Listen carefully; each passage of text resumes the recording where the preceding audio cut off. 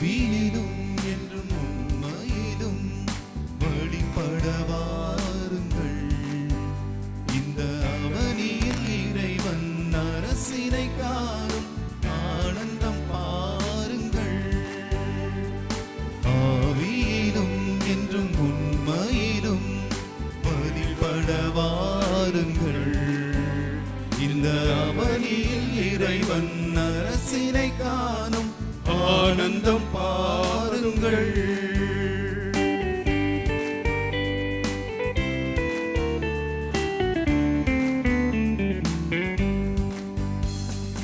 உலகின் மாந்தர்களே, உங்கள் இதயத்தை திறந்திடுங்கள். உலகின் மாந்தர்களே, உங்கள் இதயத்தை திறந்திடுங்கள். இறைவார்த்தையின் பொருள் காணுங்கள். ஈகம் வாழ்ந்திடும் முறை கேளுங்கள். இறைவார்த்தையின் பொருள் காணுங்கள். ஈகம் வாழ்ந்திடும் முறை கேளுங்கள். ஆவியிலும் என்றும் உண்மையிலும் வழிபட வாருங்கள். இந்த அவனியில் இறைவன் அரசினை காணும் ஆனந்தம் பாருங்கள். மூவர் இறைவனை வழிபட ஆவியிலும் உண்மையிலும் வந்திருக்கின்ற உங்கள் அனைவரையும் வரவேற்று இந்த திருப்பலியில் ஒலி பரவுதலின் வழியாக பார்த்து கொண்டிருக்கிற உங்கள் அனைவரையும் வாழ்த்தி வணங்கி மூவர் இறைவனுடைய புகழையும் வாழ்த்துதலையும் உங்களுக்கு கூறி, தந்தை மகன் தூய ஆவியின் பெயராலே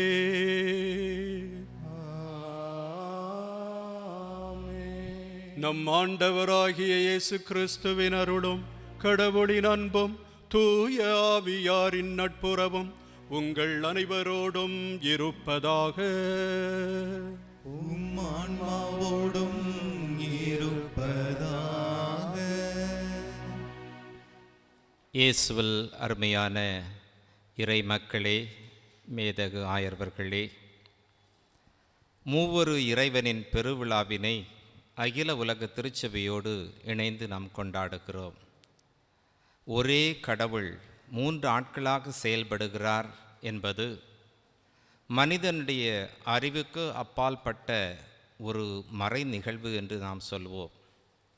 ஏனென்றால் அறிவியலின் அடிப்படையிலே இது எப்படி சாத்தியமாகும் என்று அறிவியலின் உச்ச கட்டத்திலே உள்ள மனிதனுக்கு அறியாத புரியாத ஒரு புதிராக இருக்கிறது என்பதனை நாம் அறிகின்றோம். இந்த நவீன காலத்திலே கணினி யுகத்திலிருந்து ரோபோ என்று சொல்லப்படுகின்ற மனித எந்திரனின் யுகத்திலே பயணித்து கொண்டிருக்கின்ற மனிதனுக்கும் கூட எவ்வாறு ஒரே கடவுள் 3 ஆட்களாக செயல்படுகிறார் என்பது புரியாத ஒரு புதிர்.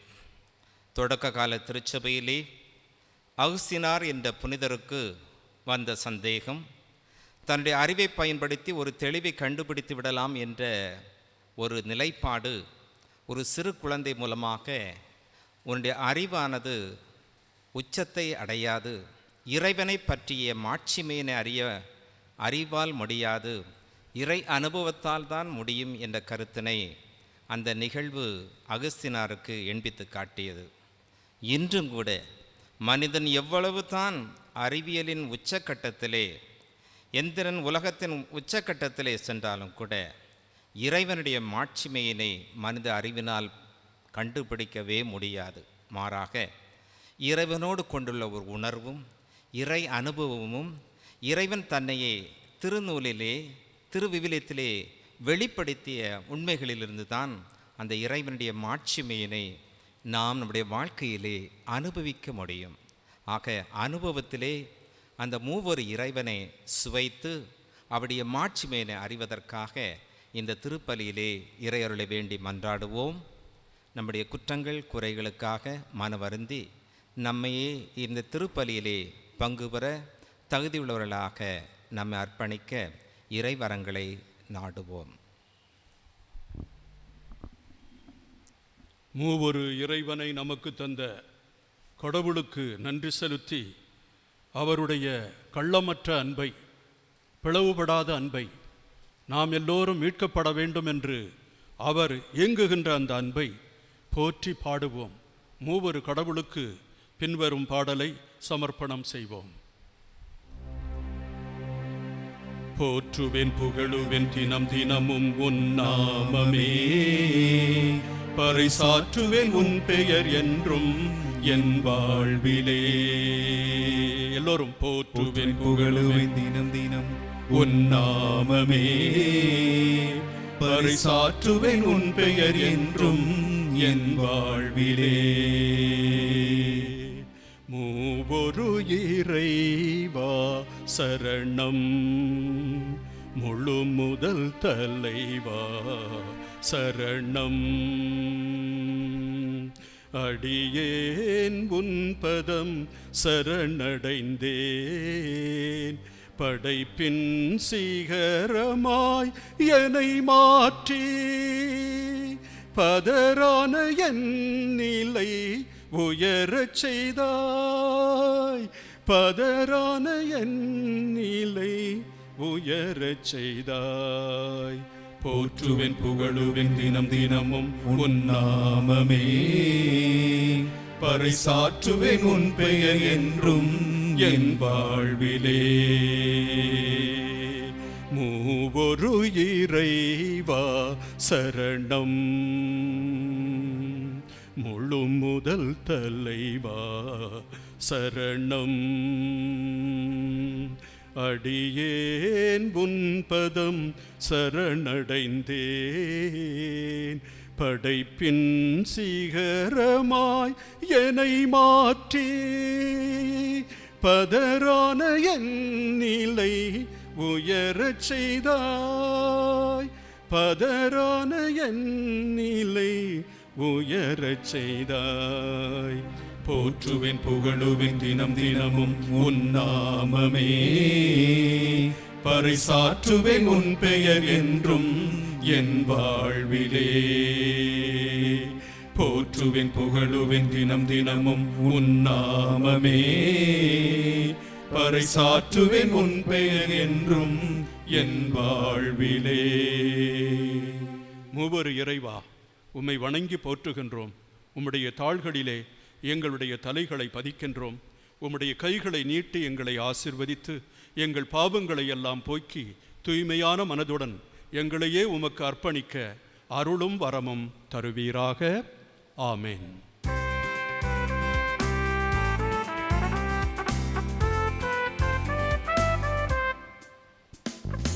உன்னதங்களிலே கடவுளுக்கு மாட்சி உண்டாகுக, உலகினிலே நல் மனத்தோர்க்கு அமைதி உண்டாகுக.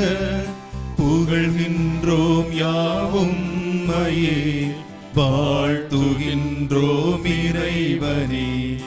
உமக்கு ஆராதனை புரிந்து உம்மை மாட்சிப்படுத்துகின்றோம் யாம். உமது மேலான மாட்சியின் பொருட்டு உமக்கு நன்றி கூறுகின்றோம். ஆண்டவராகிய இறைவனே, இணையில்லாத விண்ணரசே, ஆற்றல் அனைத்தும் கொண்டு இயங்கும் வல்ல தந்தை இறைவனே, ஒரே மகனாக உதித்த ஆண்டவர் இயேசு கிறிஸ்து இறைவனே. ஆண்டவராகிய இறைவனே, இறைவனின் திருச்செம்மறியே, தந்தையினின்று என்றென்றுமாக உதித்த இறைவன் மகனே நீர்.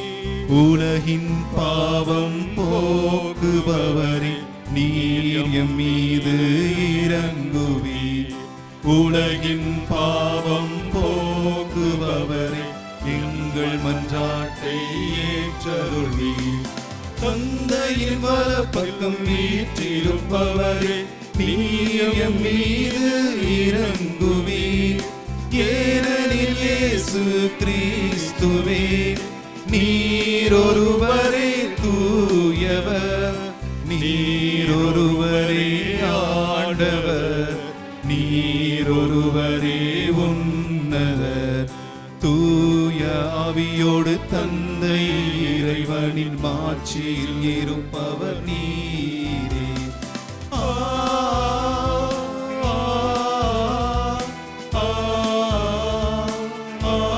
ஆமென்.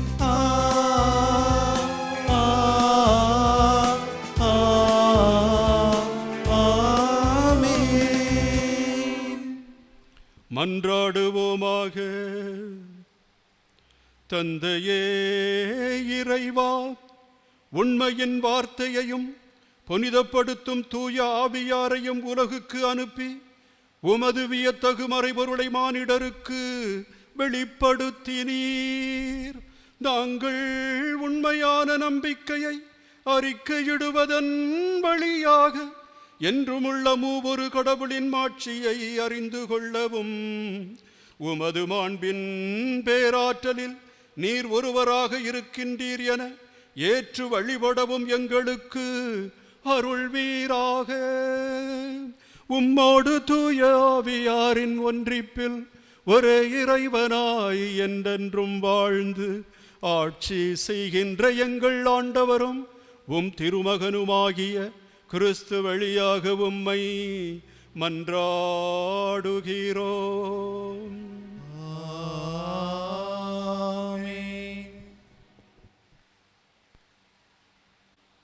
விடுதலை பயண நூலிலிருந்து வாசகம். இயல் 34 இறை வாக்கியங்கள் 4 முதல் 6 மற்றும் 8 9. அந்நாள்களில் ஆண்டவர் தமக்கு கட்டளையிட்டபடி மோசே அதிகாலையில் எழுந்து சீனாய் மலைமேல் ஏறிச் சென்றார். தம் கையில் 2 கற்பலகைகளையும் கொண்டு போனார். ஆண்டவர் மேகத்தில் இறங்கி வந்து அங்கே அவர் பக்கமாய் நின்று கொண்டு ஆண்டவர் என்ற பெயரை அறிவித்தார். அப்போது ஆண்டவர் அவர் முன்னிலையில் கடந்து செல்கையில், ஆண்டவர் இரக்கமும் பரிவும் உள்ள இறைவன், சினம் கொள்ள தயங்குபவர், பேரன்பு மிக்கவர், நம்பிக்கைக்குரியவர் என அறிவித்தார். உடனே மோசே விரைந்து தரை மட்டும் தாழ்ந்து வணங்கி, என் தலைவரே, நான் உண்மையிலேயே உம் பார்வையில் தயை பெற்றவன் என்றால் இவர்கள் வணங்கா கழுத்துள்ள மக்கள் எனினும், என் தலைவரே, நீர் எங்களோடு வந்தருளும், எங்கள் கொடுமையையும் எங்கள் பாவத்தையும் மன்னித்து எங்களை உம் உரிமை சொத்தாக்கி கொள்ளும் என்றார். இது ஆண்டவர் வழங்கும் அருள்வாக்கு. இறைவனுக்கு நன்றி. இன்றைய பதிலுரை பாடல். என்றென்றும் நீர் புகழப்பெறவும் ஏத்தி போற்றவும் தகுதியுள்ளவர்.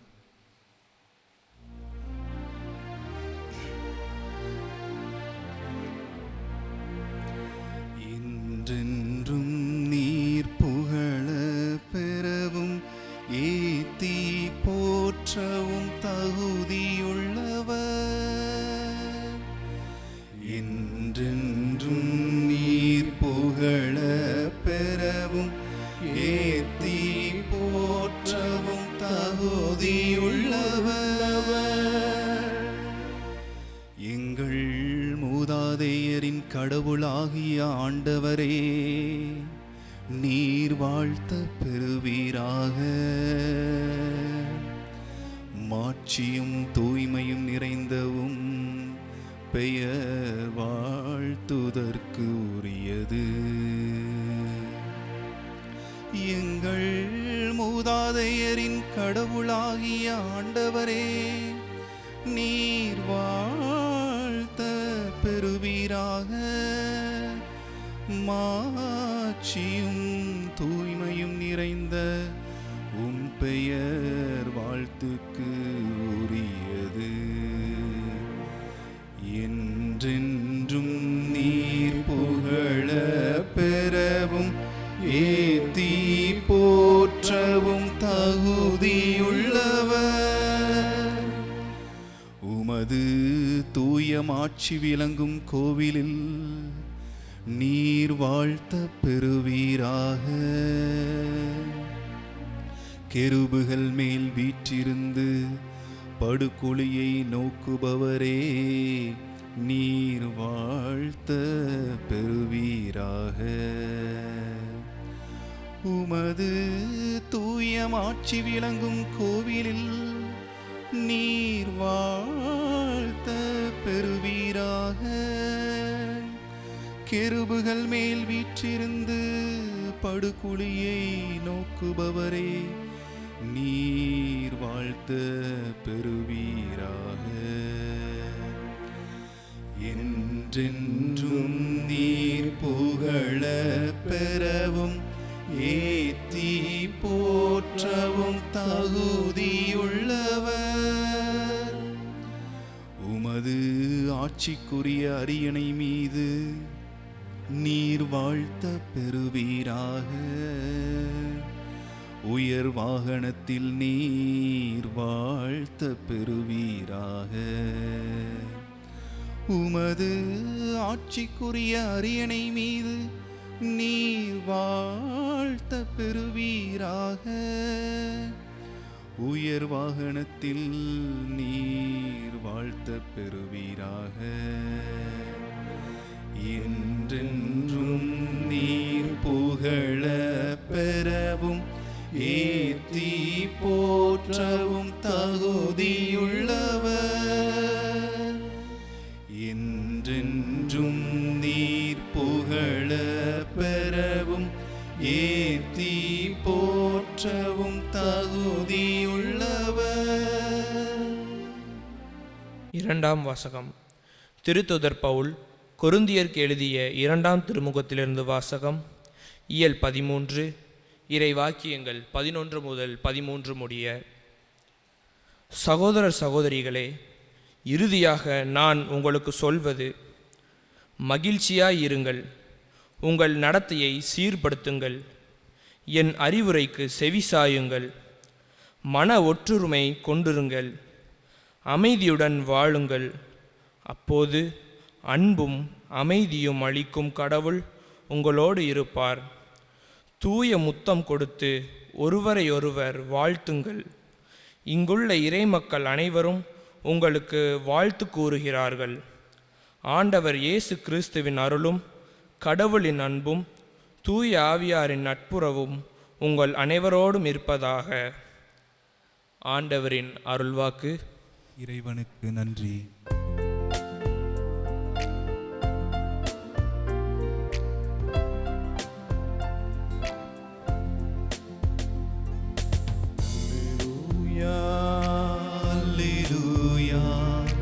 அல்லேலூயா, அல்லேலூயா, அல்லேலூயா, அல்லேலூயா, அல்லேலூயா, அல்லேலூயா. இருந்தவரும் இருக்கின்றவரும் வரவிருக்கின்றவரும் எல்லாம் வல்லவருமான கடவுள் தந்தை மகன் தூய ஆவியாருக்கு மகிமை உண்டாகுக. அல்லேலூயா, அல்லேலூயா, அல்லேலூயா, அல்லேலூயா. ஆண்டவர் உங்களோடு இருப்பாராக. ஆன்மாவோடும் இருப்பாராக. இதை யோவான் எழுதிய நற்செய்தியிலிருந்து வாசகம். ஆண்டவரே, மாட்சி உமக்கே. அதிகாரம் 3, இறைவசனங்கள் 16 முதல் 18 முடிய. அக்காலத்தில் இயேசு நிக்கோதேமுவிடம் கூறியது, தம் ஒரே மகன் மீது நம்பிக்கை கொள்ளும் எவரும் அழியாமல் நிலைவாழ்வு பெறும் பொருட்டு அந்த மகனையே அளிக்கும் அளவுக்கு கடவுள் உலகின் மேல் அன்பு கூர்ந்தார்.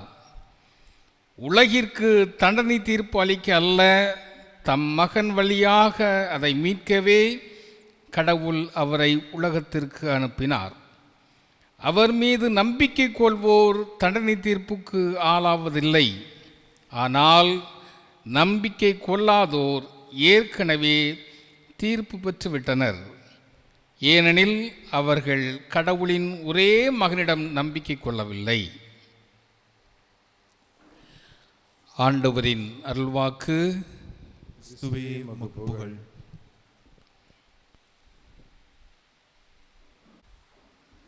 மூவொரு கடவுளின் அன்புக்கும் பாசத்திற்கும் இரக்கத்திற்கும் பாத்திரமான என் அன்பு மக்களே, உங்கள் அனைவருக்கும் என்னுடைய வாழ்த்துதலையும் வணக்கத்தையும் தெரிவித்துக் கொள்கிறேன். மூவொரு கடவுளுடைய பெருவிழாவை திருச்சபையானது கொண்டாடி மகிழ்கின்றது. இந்த மூவொரு கடவுளின் அன்பையும் அவர்கள் காட்டுகின்ற இரக்கத்தையும் தியானிக்க அளிக்கின்றது. தந்தையை பற்றி நினைக்கும் பொழுதே அவர் ஒரு கடல்.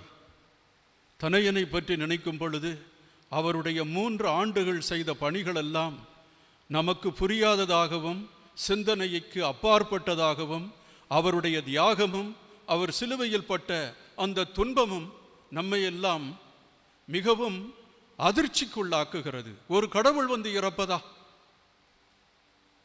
ஒரு கடவுள் மனிதனாவதா? இந்த மறைபொருட்களை எல்லாம் உள்ளடக்கிய 2ஆம் ஆளாகிய சுதனாகிய சர்வேஸ்வரன் நமக்கு தெரியும். இது 2ஆம் ஆள்.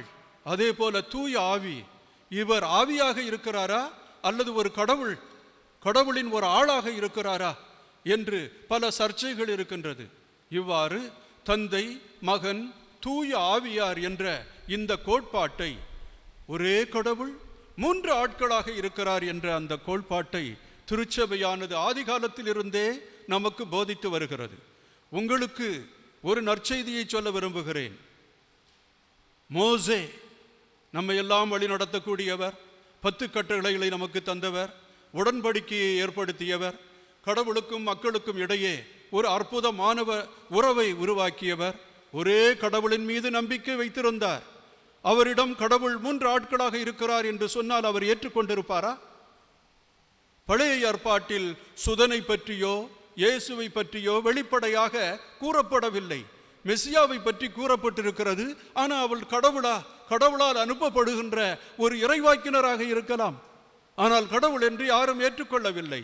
புதிய ஏற்பாட்டில் தான் தூய ஆவியானவர், தேற்றுகிறவரான ஆவியானவர் என்று சொல்லப்பட்டிருக்கிறது. இவ்வாறு கடவுள் ஒருவரே, அவர் 3 ஆட்களாக இருக்கிறார் என்று நாம் அறிக்கையிடுகிறோம். நாம் நம்முடைய நிலைக்கு வருவோம். கடவுள் இருக்கிறாரா இல்லையா? கடவுள் இருக்கிறார் என்று கொஞ்சம் பேர் சாதிக்கிறார்கள். ஆனால் கொஞ்சம் பேர் கடவுள் இல்லை என்று சொல்லுகிறார்கள். ஆனால் 3ஆம் நிலையில் உள்ளவர்களும் இருக்கிறார்கள். அது உங்களுக்கு தெரியும் என்று நினைக்கிறேன். ஒரு சிலர் கடவுள் இருந்தார், ஆனால் அவர் இறந்து விட்டார் என்று சொல்லுகிறார்கள். எனவே கடவுள் இருக்கிறார் என்று சொன்னார்கள், கடவுள் இல்லை என்று சொன்னார்கள், இப்பொழுது கடவுள் இறந்து விட்டார் என்று சொல்லுகிறார்கள்.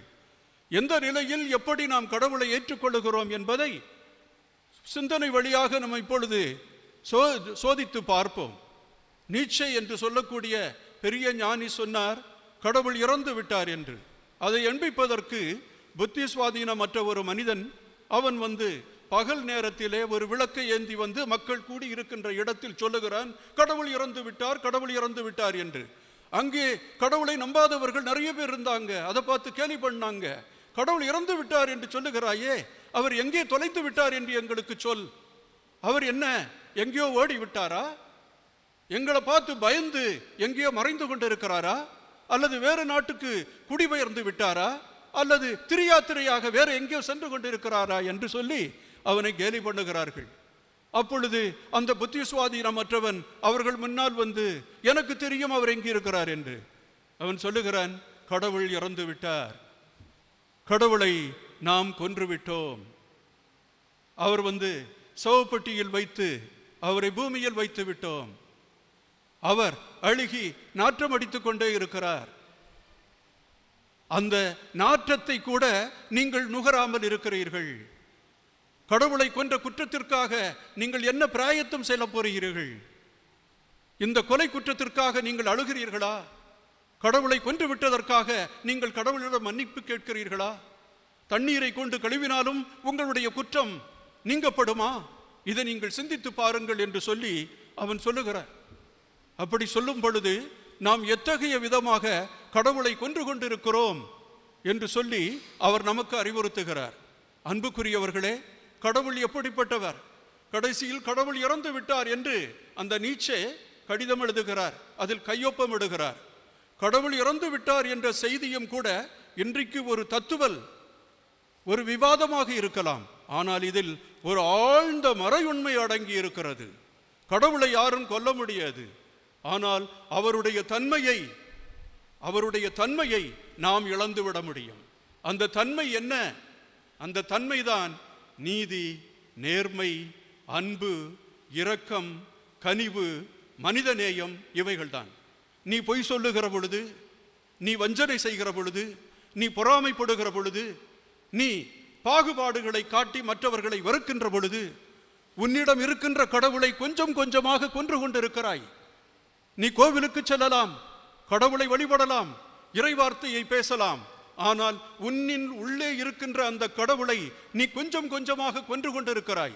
ஏனென்றால் பொறாமையை வளர்த்து கொண்டிருக்கிறாய், கையூட்டு பெறுகிறாய், பிறருக்கு எதிராக சதி திட்டம் தீட்டுகிறாய். இவ்வாறு நீ அநியாயங்களை செய்து கொண்டிருக்கின்ற பொழுது கடவுளை நீ கொன்று கொண்டிருக்கிறாய் என்பது உனக்கு தெரியாதா? ஆனால் கடவுள் எப்படிப்பட்டவர்? அவர் நல்லவர். அவரை நாம் ஏற்றுக்கொள்ள வேண்டும். அவர் தன்னுடைய அருளையும் அன்பையும் தன்னுடைய உள்ளம் கைகளில் வைத்துக் கொண்டிருக்கிறார். அந்த அருளை வேண்டாம் என்று நிராகரித்து அவரை விட்டு ஓடி போகிறாய். பூதாரி மைந்தன் ஓடி போனது போல கடவுளுடைய அன்பை விட்டு, அவருடைய இரக்கத்தை விட்டு, அவருடைய கனிவை விட்டு, அவரது உறவை விட்டு நீ ஓடி போகின்ற பொழுது கடவுளுக்கும் உனக்கும் உள்ள உறவு போய்விடுகிறது. கடவுள் உனக்கு இறந்தவராக மாறிவிடுகிறார். என் அன்புக்குரியவர்களே, எனவே இந்த கடவுளை நாம் மூவொரு கடவுளாக இன்றைக்கு தொழுகின்றோம். இந்த மூவொரு கடவுளாக தொழுகின்ற நமக்கு கொடுக்கப்பட்டிருக்கின்ற அற்புதமான ஒரு செய்தி, விவிலிய செய்தி என்னவென்றால், இந்த உலகம் எல்லாம் வாழ்வு பெறும் பொருட்டு, மக்கள் எல்லோரும் கடவுளுடைய அன்பை பெறும் பொருட்டு, அவர்கள் நிலைவாழ்வை, தன்னுடைய ஒரே பேரான மகனை நம்பி நிலைவாழ்வு பெறும் பொருட்டு அந்த மக்களுக்காக தன் உயிரையே கொடுக்க திருவுளம் கொண்டார் இறைவன். தன்னுடைய மகனை அனுப்பினார் என்று சொல்லப்படுகிறது. அன்பு கொள்ளியவர்களே, ஒரே மகனின் மீது விசுவாசம் கொள்ளுகின்ற நாம்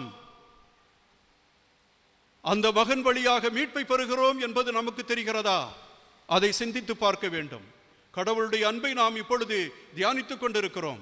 மூவொரு கடவுள், தந்தை கடவுள், மகன் கடவுள், ஆவியானவர் கடவுள். இந்த கடவுள் தன்னுடைய சாயலாக மனிதரை படைத்தார் என்று சொல்லப்பட்டிருக்கிறது. அப்படி என்றால் அந்த சாயல் என்ன? எல்லோரும் மனிதனுடைய முகத்தை பார்க்கிறார்கள், மனிதனுடைய சிந்தனையை பார்க்கிறார்கள், அவனுடைய பேசும் திறனை பார்க்கிறார்கள். அவன் கடவுளோடு உறவு கொண்டு ஒரு நல்ல பக்தனாக மாற முடியும், எனவே கடவுளுடைய சாயலை பெற்றிருக்கிறான் என்று சொல்லுகிறார்கள். ஆனால் அதைவிட மேலாக ஒரு சாயல் எனக்கு தென்படுகிறது. கடவுள் ஒரு குடும்பமாக இருக்கிறார். மனிதனும் ஒரு குடும்பத்தில் தான் பிறக்கிறான். குடும்பம் இல்லாமல் மனிதன் பிறக்க முடியாது. கடவுள் ஆணாகவும் பெண்ணாகவும் படைத்தார். அத்தோடு நின்றுவிடவில்லை. தொடக்க நூல் என்ன கூறுகிறது என்றால், பலுகி பெருகுங்கள் என்று சொல்லுகிறார் கடவுள். அப்படி என்றால் ஆணையும் பெண்ணையும் படைத்து பலுகி பெருகுங்கள் என்று சொல்லுகிற கடவுள் ஒரு குடும்பத்தை படைக்கின்றார். இந்த குடும்பத்தை ஒன்றிணைப்பது, இந்த குடும்பத்தை சேர்த்து வைப்பது, எந்த தீமைகள் தொல்லைகள் எழுது வந்தாலும் அவர்களை இணைத்து வைப்பது அந்த நேசம், அந்த பாசம், அந்த அன்பு. அவர்களுடைய வேறுபாடுகள் இல்லை. எந்த வேறுபாடுகள் இருந்தாலும் அந்த அன்புக்கு முன்னால் அவைகள் எல்லாம் காய்ந்து போகின்றன. அதே போலதான் கடவுள். இந்த கடவுள் தந்தை மகன் தூய ஆவியாராகவும் இருந்தாலும், தன்னுடைய மகன் என் தந்தையிடம் இருந்து கேட்டதை நான் உங்களுக்கு அறிவிக்கிறேன், அவர் என்னை விட மிக பெரியவர். அப்படி என்றால் அங்கு உயர்ந்த கடவுள் ஒன்று இருக்கிறார், அவருக்கு கீழ்ப்படுகின்ற இன்னொரு கடவுள் இருக்கிறார். அதே போல குடும்பத்திலும் தந்தை, தாய், குழந்தை, இந்த மூவரும் எவ்வாறு அன்பை பருகி வாழ்கின்றார்களோ அதுதான் கடவுளுடைய முதன்மையான சாயல் என்று நான் சொல்ல வருகிறேன். எனவே வெளி அடையாளத்தின் சாயலை இங்கே நாம் தியானிப்பதில் அதிக அர்த்தம் இல்லை. நம்முடைய சிந்தனையின் வழியாக நமக்கு யோசனை வருகிறதே, அல்லது புதிய புதிய கண்டுபிடிப்புகளை நாம் ஏற்றுக்கொள்ளுகின்றோமே, புதிய புதிய முன்னேற்றங்களையும் வளர்ச்சியையும் கொடுக்கின்றோமே, இது ஒரு பகுதிதான். ஆனால் அதைவிட மேலாக குடும்பத்தில் நாம் ஒன்றாக வாழுகின்றோமே, ஒருவரை ஏற்றுக்கொள்ளுகின்றோமே, ஒருவர் மன்னிக்கின்றோமே, ஒருவர் அன்பு செய்கின்றோமே, எவ்வளவுதான் துன்பங்கள் இருந்தாலும் அனைவரையும் ஏற்றுக்கொள்ளுகின்றோமே. பாருங்கள், குழந்தை வளர்வதற்கு படிப்பதற்காக அப்பாவும் அம்மாவும் செய்கின்ற தியாகம் இருக்கிறதே. ஒரு பெண்ணை நல்லபடியாக திருமணம் செய்வது கொடுப்பதற்காக காலம் முழுவதும் சம்பாதித்து அந்த பணத்தை சேர்த்து வைத்து அந்த குழந்தைக்காக செலவிடுகிறார்களே, அந்த குழந்தையை கரம் பிடித்து கொடுத்த பிறகும் அந்த குழந்தைக்கு செய்ய வேண்டும் என்று ஆசைப்படுகிற வயது முதிர்ந்த பெற்றோர்களை பார்க்கிறோமே, இந்த அன்புதான் எல்லையற்று செல்லுகிறது. இது கடவுளிடமிருந்து நாம் பெறுகிறோம். கடவுள் தன்னுடைய குழந்தைகளை எப்பொழுதுமே மறப்பதில்லை. அப்படி என்றால் தன்னுடைய ஒரே பேரான மகனின் மீது நம்பிக்கை வைத்து நிலைவாழ்வை பெறும் பொருட்டு இந்த உலகையே அன்பு செய்யும் அளவுக்கு கடவுள் இந்த உலகின் மீது அன்பு கூர்ந்தார். அப்போ கடவுளுடைய அன்பை நாம் இப்பொழுது நினைத்து பார்க்க வேண்டும். கடவுள் நம்மை அன்பு செய்கிறார். பொதுவாக கிறிஸ்தவமும் சரி, மற்ற பிரிந்து போன சகோதரர்களும் சரி, நம்மில் ஒரு சில மறையுரையாளர்களும் சரி, கடவுளை எப்படி நாம் காட்டிக் கொண்டிருக்கிறோம்? அவர் ஒரு கோபக்காரர், அவர் தண்டனை கொடுப்பவர், அவர் ஒரு போலீஸ் போல நமக்கு பின்னால வந்து நம்ம என்னென்ன தப்பு பண்றோம் அப்படின்றத அவர் பார்த்துக்கிட்டே இருக்கிறாரு, நமக்கு தண்டனை கொடுக்க அவர் ரெடியா இருக்கிறாரு, அவர் கோபத்தில் இருக்கிறாரு, எனவே அந்த கோபத்தை தடிக்க ஆட நம்ம பலி கொடுக்கணும். சில சமயத்தில் மனிதர்களை எல்லாம் பலி கொடுத்திருக்கிறாங்க, நிறைய ரூபாய் உண்டியில போடணும். அன்புக்குரியவர்களே, இதெல்லாம் ஒரு உண்மையான பக்திக்கும் உண்மையான அன்புக்கும் வேறுபாடான ஒன்றாக இருக்கிறது. உண்மையான அன்பு என்ன? ஆண்டவர் நம்மகிட்ட பணம் கேட்கிறாரா? ஆண்டவர்கிட்ட நம்மகிட்ட பலி கேட்கிறாரா? அவர் ரொம்ப கோபமா இருக்கிறதுனால அவருடைய கோபத்தை தணிக்க நாம் எல்லோரும் ஏதாவது செய்யணுமா? அதெல்லாம் செய்வதில்லை. அந்த தந்தை எப்படிப்பட்டவர்னா, நம்முடைய பையன் எப்பொழுது வரமாட்டான் அப்படின்னு சொல்லி அழுது புலம்புகின்ற ஒரு தந்தையாக இருக்கிறார். அப்படியே கடவுளை காட்டிக்கொள்ளுகிறோம். கடவுளை நம்ம சொல்லுகிறோம், நீ நாசமா போவ, கடவுள் உன்னை தண்டிப்பாரு, உனக்கு கல்லறையில கூட இடம் கிடைக்காது, நீ எவ்வளவு முயற்சி பண்ணாலும் நீ நரகத்துக்கு தான் போவ, ஒன்றை கடவுள் சபித்து விட்டார். அப்படியெல்லாம் சொல்லாமா? அது நற்செய்தியாக இருக்க முடியுமா? அது கடவுளை பற்றிய ஒரு நல்ல மறையுரையாக இருக்க முடியுமா? தண்டனை பற்றியும் கொடூரங்கள் பற்றியும் ஏதாவது தீர்ப்பு பற்றியும் இவைகளை எல்லாம் சொல்லி மக்களை ஏமாற்றுகிறோமே, அது சரியல்ல. நாம் வணங்குகின்ற தெய்வம் நம்மை அன்பு செய்கின்ற தெய்வம். நமக்காக தன்னுடைய மகனையே கொடுத்து அவர் சிலுவையிலே தொங்கி நமக்காக பாடுபடுகின்ற அந்த நிலையை பார்த்து கண்ணீர் கசிந்து கொண்டிருக்கின்ற தெய்வம். ஆண்டவருடைய அன்புக்கு எல்லை உண்டா? அதுதான் முதல் படி. நம்மை எல்லாம் மீட்பதற்காக முதல் படியை எடுத்து வைப்பவர் இந்த கடவுள். God initiates, is the first initiator to manifest his love for the people. எல்லா மக்களும் மீட்படைய வேண்டும் என்று அந்த மக்களுக்காக தன்னையே கொடுத்து முதலடி எடுத்து வைப்பவர் அவர். நாம் எல்லோரும் எங்கே இருந்தோம், எந்த பாவ நிலையில் இருந்தோம், எந்த எளிநிலையில் இருந்தோம், நம்மை ஒரு பொருட்டாக நினைத்து நம்மை எல்லாம் ஏற்றுக்கொள்ளுகின்ற கடவுள். இந்த கடவுளைத்தான் தன் ஒரே மகனின் மீது நம்பிக்கை வைக்கும் எவரும் அழியாமல் நிலை வாழ்வை பெறும் பொருட்டு அந்த ஒரே மகனையே அளிக்கும் அளவுக்கு கடவுள் உலகின் மீது அன்பு கூர்ந்தார் என்று யோவான் 3வது அதிகாரம் 16வது வசனத்தில் சொல்லுகிறார். இந்த வசனம் அன்புக்குரியவர்களே எல்லாருக்கும் உரிய வசனம். உங்கள்கிட்ட கேட்டா, நீங்க விவிலியத்தை எல்லாம் வாசிக்கிறீங்க, எந்த வசனம் உங்களுக்கு பிடிக்குது அப்படின்னு கேட்டா நீங்க ஒரு வசனத்தை சொல்லுவீங்க. உங்களுக்கு பதிலாக நான் சொல்றேன், எனக்கு என்ன வசனம் பிடிக்கும் அப்படின்னு சொன்னா, தூய உள்ளத்தோர் பேறு பெற்றோர் ஏனெனில் கடவுளை அவர்கள் காண்பார்கள். அதே நேரத்தில் நீங்க திருப்பா 51வது திருப்பாவில் நீங்க பார்ப்பீங்க, 10வது வசனம், அது எனக்கு ரொம்ப பிடிக்கும், பார்த்துக்குங்க.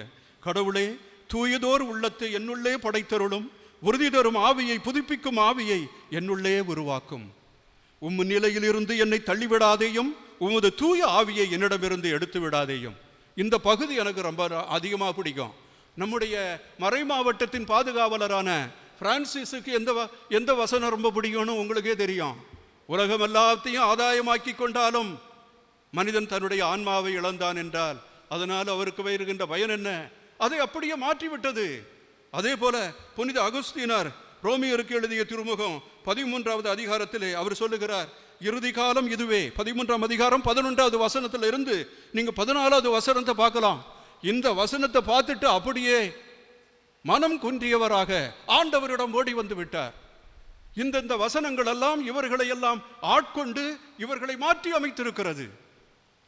அதே போல மகாத்மா காந்தி அவர்கள், விவேகானந்தா அவர்கள், இந்த விவிலியத்தை வாசித்து ஒவ்வொரு பகுதியையும் அப்படியே தியானித்து உள்ளே வாங்கி அவர்கள் தங்களுடைய வாழ்வை மாற்றியிருக்கிறார்கள் என்பதை அவர்களுடைய வாழ்வின் சரித்திரத்திலே சொல்லி இருக்கிறார்கள். ஆனால் அன்புக்குரியவர்களே, இன்றைக்கு கொடுக்கப்பட்ட வசனம் இருக்கிறதே, இது எல்லா வசனத்தையும் சாராக பிழிந்து ஒட்டுமொத்தமாக தருகின்ற வசனம். விவிலியத்திலே மிக மிக முக்கியமான வசனம், எல்லாருக்கும் உரிய வசனம், எல்லாருக்கும் ஆண்டவரால் கொடுக்கப்பட்ட ஒரு வசனம் உண்டென்றால் அது யோவான் அதிகாரம் 3வது அதிகாரம் 16வது வசனம்.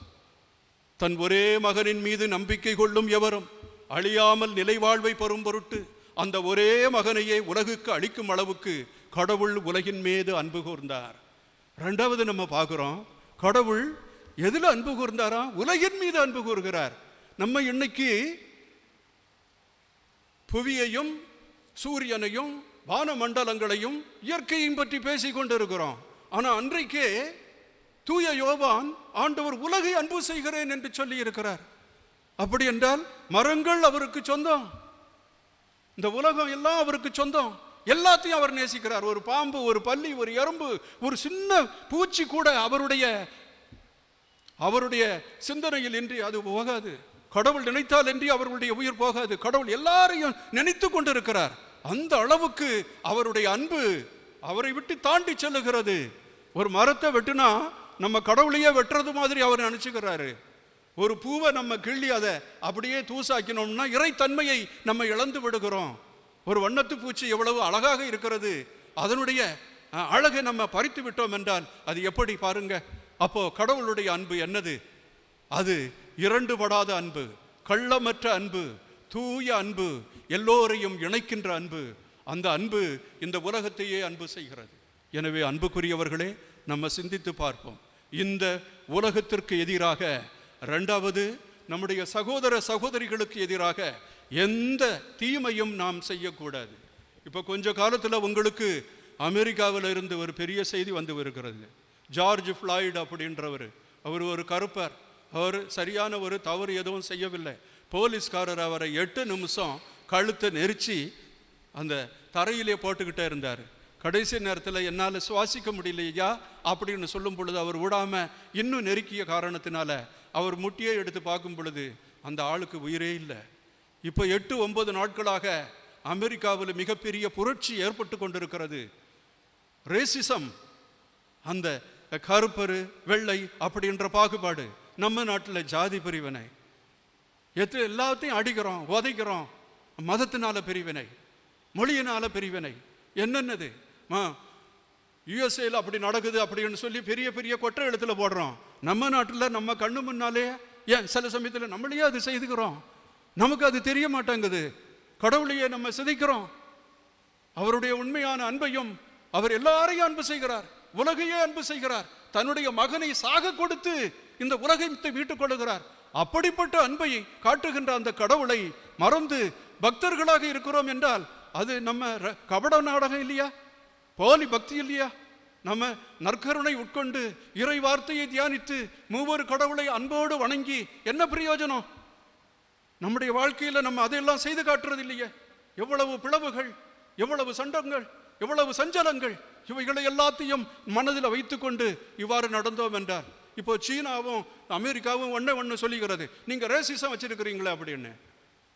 அமெரிக்கா இந்த கருப்பர் வெள்ளையர் அந்த இதில் பாகுபாடு காட்டுறாங்க. ஆனால் தினமன் ஸ்கொயரில் இன்னைக்கு ஒரு 21 ஆண்டுகளுக்கு முன்னால் 10 லட்சம் அங்கே திரண்டு கொண்டிருந்த அந்த மக்களை இந்த என்னதை ஏற்றி பீரங்கி அதிதிகள் எல்லாத்தையும் ஏற்றி அந்த மாணவர்களை கொன்று குவித்தார்களே. மக்களுக்கு பேச முடியலையே. லட்சக்கணக்கான இளைஞர்கள் செத்து போனாங்களே, அதை வெளியே கூட சொல்ல முடியலையே, பேச முடியாது, தங்களுடைய உரிமைக்காக போராட முடியாது. அப்படிப்பட்ட ஒரு இடத்துல எப்படி மூவொரு இடவுளையும் நம்முடைய கடவுளையும் பற்றி பேச முடியும்? எனவே அன்புக்குரியவர்களை, இந்த அருமையான நாளில் நம்ம சிந்திப்போம். நம்முடைய அன்பு உண்மையாக இருக்கிறதா? இந்த மூவொரு கடவுள் நமக்காகவே இருக்கிறார், இந்த உலகத்துக்காகவே இருக்கிறார். முழு நேரமும் நம்மளை பற்றியே சிந்தித்து நமது வாழ்வை மாற வேண்டும் என்று அவர் ஆசைப்படுகிறார். எப்படி ஊதாரி மைந்தன் திரும்பி வருவானோ என்று நாள்தோறும் கதறி அழுது அந்த தந்தையை போல நாம் எல்லோரும் திரும்பி வருவோம், மனம் திரும்பி வருவோம் என்று அவர் ஆசைப்படுகிறார். இந்த நாளிலாவது ஆண்டவருடைய அன்பை நினைத்து பார்ப்போம். அவர் நமக்கு காட்டுகின்ற அந்த பெரிய செல்வத்தை இழந்து விடாமல் ஆண்டவரை அரவணைப்போம். அவர் வாழ்வது போல, அவர் மன்னிப்பது போல, அவர் நம்மை ஏற்றுக்கொள்வது போல நாமும் பிறரை ஏற்று வாழ ஆண்டவரை நோக்கி மன்றாடுவோம். இறைவன் என்றென்றும் வாழ்த்து பெறுவாராக. விண்ணகத்தையும் மண்ணகத்தையும் படைத்த எல்லாம் உள்ள தந்தையாகிய கடவுளை நம்புகிறேன். அவருடைய ஒரே மகனாகிய நம் ஆண்டவர் இயேசு கிறிஸ்துவை நம்புகிறேன். இவர் தூய ஆவியால் கருவுற்று கன்னிமரியாவிடமிருந்து பிறந்தார். போந்திய பிலாத்தின் அதிகாரத்தில் பாடுபட்டு சிலுவையில் அறையப்பட்டு இறந்து அடக்கம் செய்யப்பட்டார். பாதாளத்தில் இறங்கி 3ஆம் நாள் இறந்தோரிடமிருந்து உயிர்த்து எழுந்தார். விண்ணகத்துக்கு எழுந்தருளி எல்லாம் வல்ல தந்தையாகிய கடவுளின் வலப்பக்கத்தில் விட்டிருக்கின்றார். அங்கிருந்து வாழ்வோருக்கும் இறந்தோருக்கும் தீர்ப்பு வழங்க வருவார். தூய ஆவியாரை நம்புகிறேன். புனித கத்தோலிக்க திரு அவையை நம்புகின்றேன். புனிதர்களின் உறவு ஒன்றிப்பை நம்புகின்றேன். பாவ மன்னிப்பை நம்புகின்றேன். உடலின் உயிர்ப்பை நம்புகின்றேன். நிலை வாழ்வை நம்புகின்றேன். ஆமென். மூவொரு கடவுளுடைய களங்கமற்ற அன்பு, பிளவுபடாத அன்பு, அந்த அன்பை நாம் சுவாசிக்கவும் நேசிக்கவும், அந்த அன்பினாலே வாழவும் நம்முடைய உள்ளத்தில் ஏற்படுகின்ற உணர்வுகளை எல்லாம் அவருடைய பாதத்தில் வைப்போம்.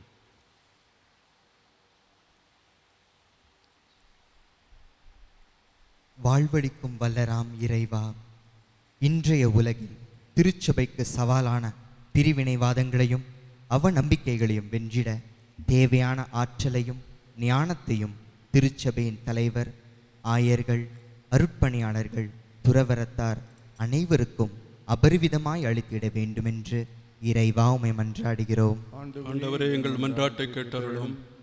நோய் தீர்க்கும் மருத்துவராம் மூவொரு இறைவா, உலகில் முக்கியமாக இந்தியாவில் கொரோனா வைரஸ் தொற்று அதிகரித்து வரும் சூழலில் செய்வதறியாது திகைத்து நிற்கும் நாட்டு தலைவர்களுக்கும் அதிகாரிகளுக்கும் மருத்துவ பணியாளர்களுக்கும் தூய்மை தொண்டர்களுக்கும் உமது மேலான அருளை பொழிந்து வழி நடத்திட வேண்டுமென்று மூவொரு இறைவா உம்மை மன்றாடுகிறோம். ஆண்டவரே, எங்கள் மன்றாட்டை கேட்டருளும். நலம் நல்கும் நாயகனாம் இறைவா, இக்கொடிய கொரோனா வைரஸ் தொற்றால் பாதிக்கப்பட்ட மக்களை உமது அருட்பெருங்கரத்தால் தொட்டு நல்ல உடல் நலத்தை அளித்து அவர்கள் மீண்டும் தங்கள் குடும்பத்தாரோடு மகிழ்வான வாழ்வு வாழ வரம் தர வேண்டுமென்று இறைவா உம்மை மன்றாடுகிறோம். ஆண்டவரே, எங்கள் மன்றாட்டை கேட்டருளும். ஞானத்தின் நிறைவா மூவொரு இறைவா, இந்த இக்கட்டான சூழலில் கடும் பொருளாதார நெருக்கடியில் சிக்கித் தவிக்கும் மக்களை கடைக்கண் பாரும். வெளியில் தொற்று நோய் பயம், வீட்டில் வறுமை நோய் பயம் என்று வேதனைப்படும் மக்களுக்கு விரைவில் உமது மேலான அருளால் பொருளாதார விடுதலை அளித்திட வேண்டுமென்று இறைவா உம்மை மன்றாடுகிறோம். ஆண்டவரே, எங்கள் மன்றாட்டை கேட்டருளும். வழிகாட்டுதலின் நாயகனேயும் இறைவா, 10ஆம் வகுப்பு மாணவ மாணவியர்கள் நல்ல முறையில் தேர்வெழுத தேவையான ஞானத்தையும் துணிவையும் தந்திரள வேண்டுமென்று இறைவா உம்மை மன்றாடுகிறோம். மூவொரு இறைவனே, அன்பின் ஊற்றே, உண்மையின் இருப்பிடமே, ஆசீர்வாதங்களை அளவுக்கு அதிகமாக பொழிபவரே, உம்மிடம் வேண்டும் இந்த மன்றாட்டுக்களை நீர் கேட்டருளும். நாங்கள் பலவீனர்கள், பல பலவீனங்களுக்கு ஆளாயிருப்பவர்கள், துன்பங்களையும் தொல்லைகளையும் நாங்கள் ஏந்தி கொண்டிருப்பவர்கள், பாவங்களை வேண்டுமென்றே செய்பவர்கள், உம்முடைய திருமுன்னிலையிலே செய்து உம்மிடம் நாங்கள் நிற்கின்றோம். எங்களை ஆசீர்வதித்து எங்களை மன்னிக்க உம்மை தயவாய் வேண்டுகிறோம். அனைத்து மக்களையும் மன்னித்து அனைத்து மக்களுடைய நோயையும் மனவேதனையையும் மனப்புண்களையும் நீக்கி ஆறுதலும் மகிழ்ச்சியும் வளமும் தர வேண்டும் என்று மூவரு இறைவா உம்மை இறைஞ்சுகிறோம். என்றென்றும் வாழ்ந்து ஆட்சி செய்கின்றவர் நீரே. ஆமென்.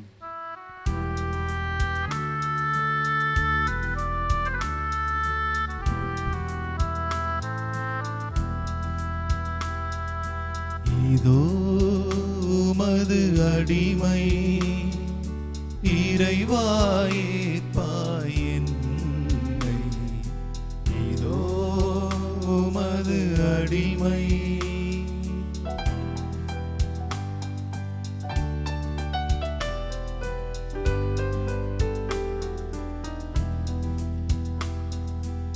எரியா விளக்கு எனை நான் உனக்கு தந்தேன், ஏற்றிடுவார். எரியா விளக்கு எனை நான் உனக்கு தந்தேன், ஏற்றிடுவார். உண்மையே வழங்கும் சுடராய் மாற்றிடுவாய். இதோ உமது அடிமை, இறைவாயே பாயென்னை. இதோ உமது அடிமை. அன்புமிக்க சகோதர சகோதரிகளே, என்னுடையதும் உங்களுடையதுமான இந்த திருப்பலி எல்லாம் வல்ல தந்தைக்கு ஏற்ற பலியாகும்படி ஜெபியுங்கள்.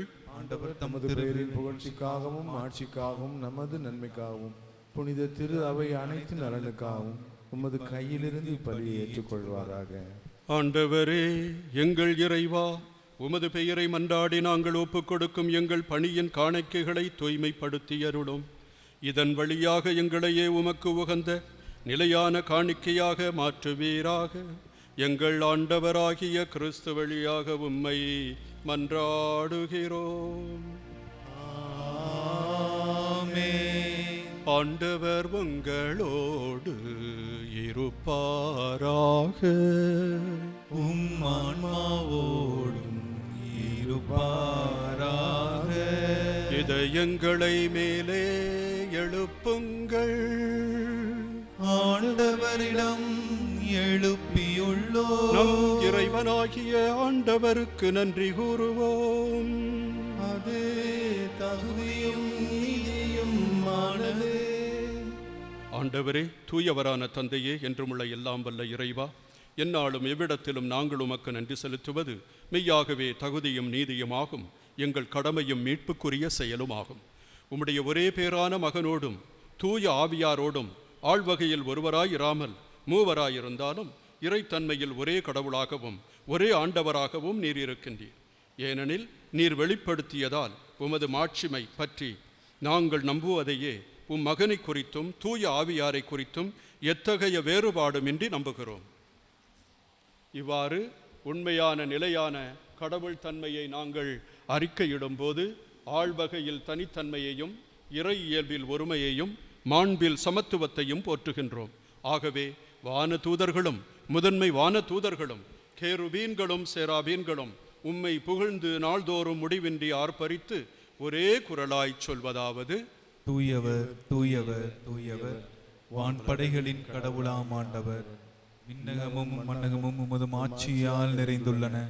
உன்னதங்களிலே ஓசன்னா. ஆண்டவரின் பெயரால் வருகிறவர் ஆசி பெற்றவர். உன்னதங்களிலே ஓசன்னா.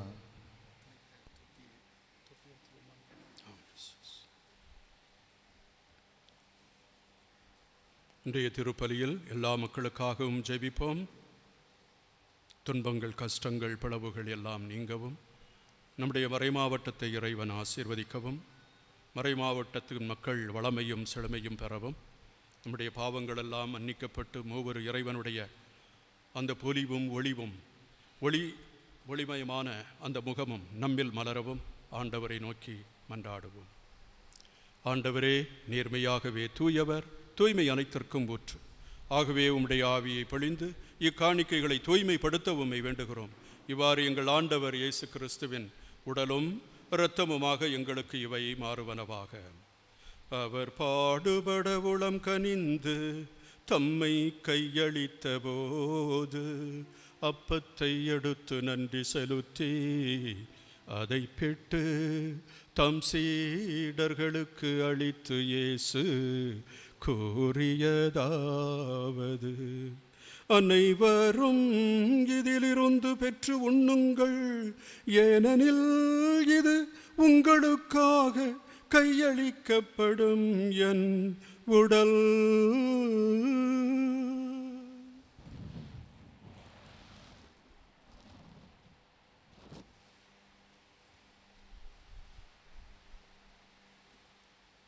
அவ்வண்ணமே இரவு விருந்தை அருந்தியபின் கிண்ணத்தையும் எடுத்து மீண்டும் உமக்கு நன்றி கூறி தம் சீடர்களுக்கு அளித்து இயேசு கூறியதாவது: அனைவரும் இதிலிருந்து பெற்று பருகுங்கள், ஏனெனில் இது புதிய நிலையான உடன்படிக்கைக்குரிய என் இரத்தத்தின் கிண்ணம். இது பாவ மன்னிப்புக்கென்று உங்களுக்காகவும் பலருக்காகவும் சிந்தப்படும். இதை என் நினைவாகச் செய்யுங்கள். இதை என் நினைவாக செய்யுங்கள்.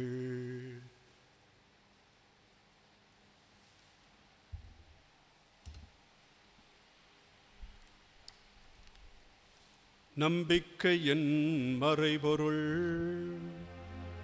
ஆண்டவரே, நீர் வருமளவும் உமது இறப்பினை அறிக்கையிடுகின்றோ, உமது உயிர்ப்பினையும் எடுத்துரைக்கின்றோ. ஆகவே ஆண்டவரே, நாங்கள் கிறிஸ்துவின் இறப்பினையும் உயிர்ப்பினையும் நினைவுகூர்ந்து வாழ்வு தரும் அப்பத்தையும் மீட்பளிக்கும் கிண்ணத்தையும் உமக்கு ஒப்புக் கொடுக்கின்றோம். உம் திருமுன் நின்று ஊழியம் புரிய தகுந்தவர்களை நீங்களை ஏற்றுக்கொண்டீர். எனவே உமக்கு நன்றி செலுத்துகின்றோம். மேலும் கிறிஸ்துவின் உடலிலும் இரத்தத்திலும் பங்கு கொள்ளும் எங்களை தூய ஆவியார் ஒன்று சேர்க்க வேண்டுமென உம்மை தாழ்மையுடன் மன்றாடுகிறோம். ஆண்டவரே, உலகெங்கும் பரவியிருக்கும் உடைய திரு அவை நினைவு கூர்ந்தருளும். எங்கள் திருத்தந்தை பிரான்சிஸ், தலாய ஸ்டீபன், ஏனைய திருநிலையினர் ஆகிய அனைவரோடும் உமது திருச்சபை அன்பில் நிறைவேறச் செய்தருளும்.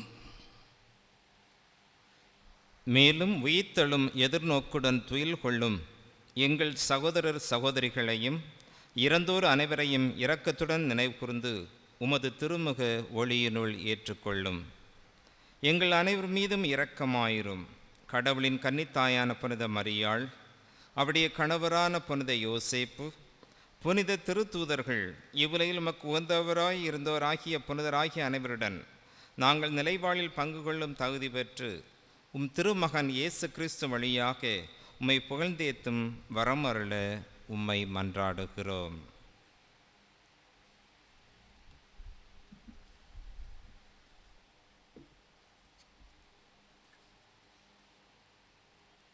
இவர் வழியாக இவரோடு இவரில் எல்லாம் வல்ல இறைவனாகிய தந்தையே, தூய ஆவியாரின் ஒன்றிப்பில் எல்லா புகழும் ஆட்சியும் என்றென்றும் உமக்கு உரியதே.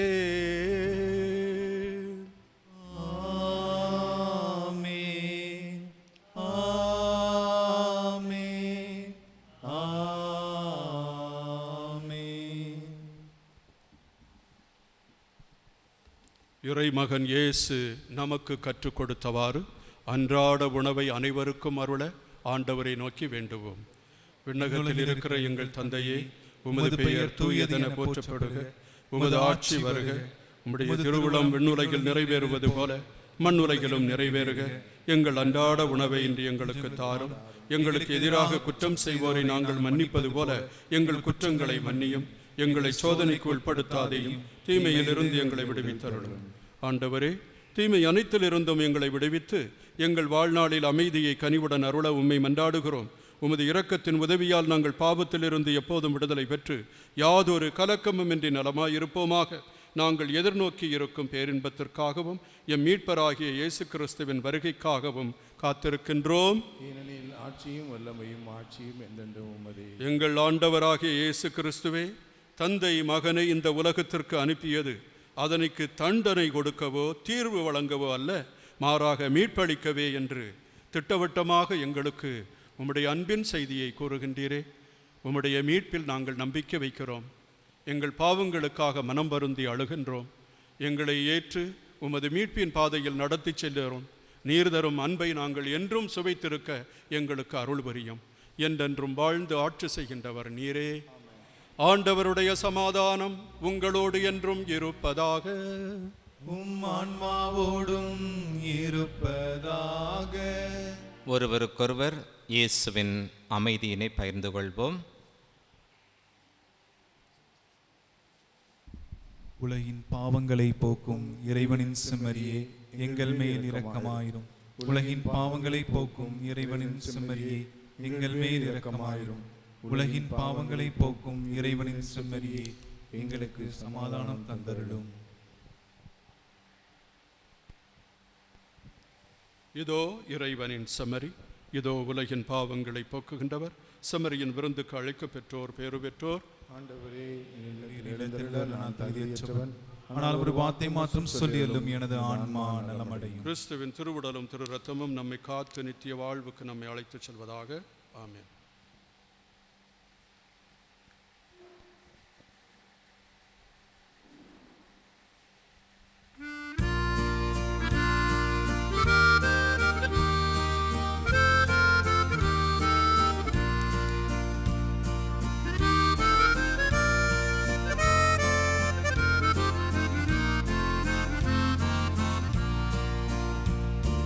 தேவனே, என் இறைவனே, என் இனிய நேசனே, என் நண்பனே, என் நண்பனே, இதயம் வாருமே. என் தேவனே, என் இறைவனே, என் இனிய நேசனே, என் நண்பனே, என் நண்பனே, இதயம் வாருமே.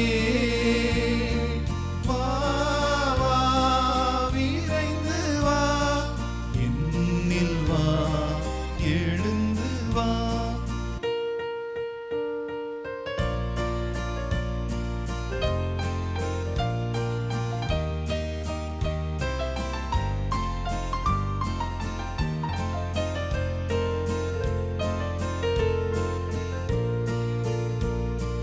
தண்ணீர் கண்ட மானை போல் தாவி நானும் வருகின்றேன். தண்ணீர் கண்ட மானை போல் தாவி நானும் வருகின்றேன். ஆன்மதாகம் தீரவே அள்ளி பருக விளைகின்றேன். வா, வா, விரைந்து வா, என்னில் வா, எழுந்து வா.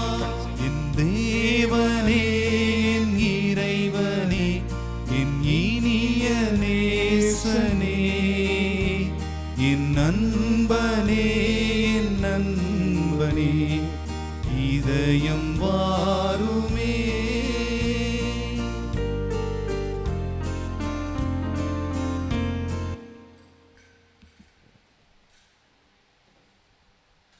பாடுவோமாக.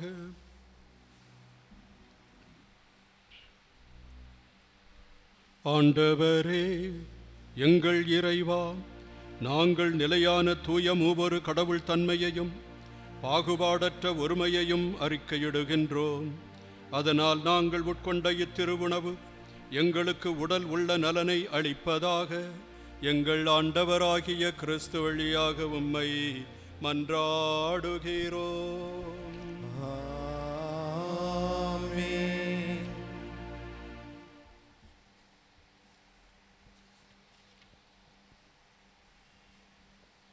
ஆண்டவர் உங்களுக்கு ஆசி வழங்கி உங்களை காப்பாராக. ஆமென். ஒவ்வொரு கடவுள் தமது திருமுகத்தை உங்கள் மீது ஒளிரச் செய்து உங்களுக்கு இரக்கம் காட்டுவாராக. ஆமென். புலன்கள் அனைத்தையும் கடைந்த இறைவன் அமைதி உங்கள் இதயங்களையும் அறிவாற்றல்களையும் இறைவனுடையவும் அவர்தம் மகன் தம் ஆண்டவர் இயேசு கிறிஸ்துவனுடையவுமான அறிவிலும் அன்பிலும் என்றும் காப்பாராக. ஆமென். எல்லாம் வல்ல இறைவன் தந்தை மகன் தூய ஆவியார் உங்கள் அனைவரையும் ஆசீர்வதிப்பாராக. ஆமென். சென்று வாருங்கள், திருப்பலி நிறைவேறிற்று. இறைவனுக்கு நன்றி.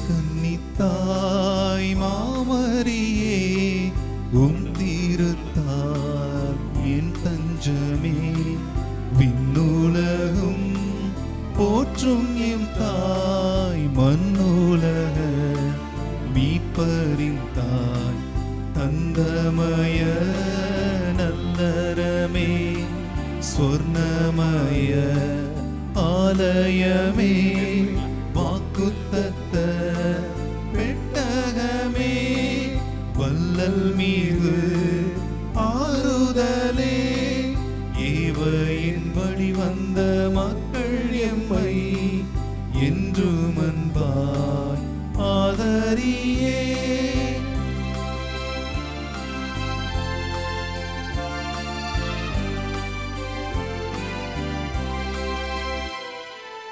வானுலக ராணினியே வானகத்தின் ஏனினியே ஞானம் நீரை ஊரணியே மண்சாலமோன் ஆலயமே மீனணி தாங்கிய தலைவியே வெண்மதி பாதம் கொண்டவளே வானம் புகழ் தேவினியே பாவிகட்கு தஞ்சம் நீயே ஈனமுற்று நீ வீரியம்மை என்று அன்பாய் ஆதரியே.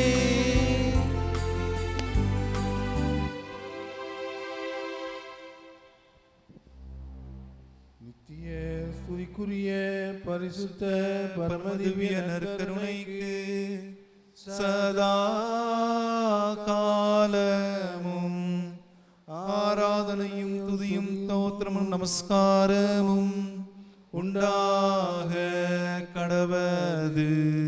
தந்தை மகன் தூய ஆவியாரின் பெயராலே ஆமென்.